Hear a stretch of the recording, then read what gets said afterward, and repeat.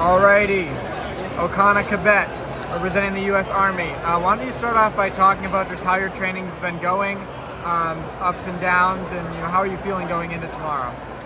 Okay, so let me start with ups and downs. So I just came from deployment last weekend. So I was deployed in Eastern Europe since September last year.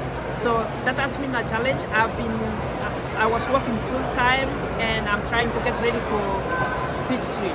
So I wasn't sure that I was going to make it, but once I knew that I was going to be back by June, then I contacted the race organizers to tell them I want to come and do Peachtree. So everything worked out really well. So the training has been great. I'm getting ready for the World Championship. So training for a marathon. So I've had like 4 good weeks of training, and then this was off week for me, and it worked out well. I am coming to Peachtree on July 4th, and when I go back from here, I'll just keep driving on with the training. Awesome, yeah. So you actually kind of got into it a little bit, but I'm interested to hear, as much as you can go into, how do you balance, deployment and serving for the U.S. Army with your running and training? So one thing is with my job is they require me to run. So running is part of my daily work. So we have to run, so we have to have endurance. So I take running through military to do better than the average that the army requires of me. So I always want to excel. If I'm an athlete, I want to be the standard to be a role model for the other athletes in the U.S. Army. So at least they can have something to talk about. I always tell them about running 2 miles. I do 4 times, and in the military we only do 1 time. So I'm an inspiration to them.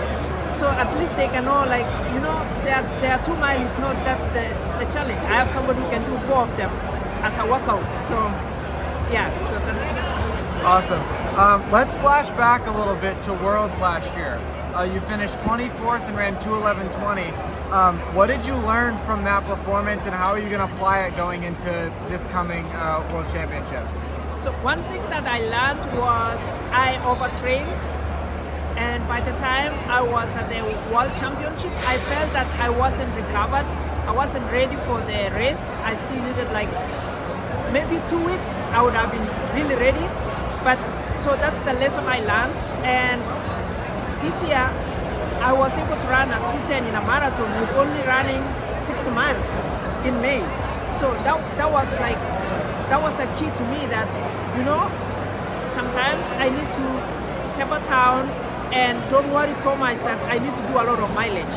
So that's the lesson I learned, and I will try to do that, especially getting towards close to the race. I will try to make sure that I recover and train as how the body feels. When I feel tired and I need to take a off day, don't worry about it because you already trained. So that's what I'm gonna do this time.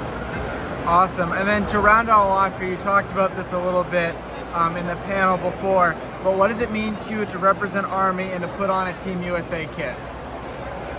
It means everything. JFK said, ask not what your country can do for you, but ask what you can do for your country. I have served in the military, and I've been able to represent the US at the World Championship. I am hoping for the Olympics, and I think that will be a great honor to do those things for me. Awesome. Well, we are very impressed by your performance, and we all thank you for your service. Thank you very much, and good luck tomorrow. Thank you.